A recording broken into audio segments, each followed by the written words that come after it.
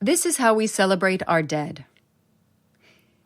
Since the death of my mother 4 years ago, Dia de los Muertos has become monumentally important to me and something I consider sacred. But every year, there are more and more reminders that it is a tradition that belongs to Mexicans less and less.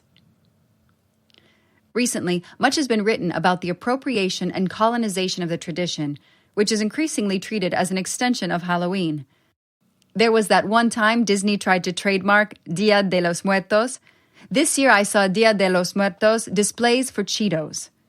In Halloween stores, I saw sexy Dia de los Muertos costumes for women featuring a calavera mask, a sombrero, and a short dress embroidered with colorful flowers.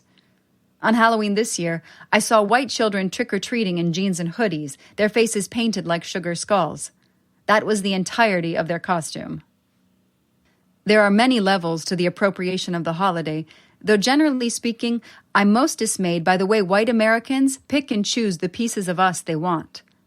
Mass deportations, in which Mexicans are the most often deported, don't seem to get a rise out of the same people painting their faces like calaveras for Halloween. When there is a mixed-status immigrant family about to be torn apart, I don't see Disney, the supposed bastion of family values, advocating for family reunification. In my hometown of Los Angeles, white Angelinos love taco trucks, but don't care when undocumented luncharas are targeted and criminalized for making a living. Of course, all of this is just to say that Dia de los Muertos is just another instance in which white Americans want to claim the pieces of Mexican culture that appeal to them while violently erasing its origins. I have spent the past few days thinking of my mom. On the altar I made for her, there are flowers and candles. There are the many rings she wore and the small pumpkins she and I always bought together at this time of year. Yesterday, at a panaderia, I watched my aging father lovingly pick out all of my mom's favorite pan dulce.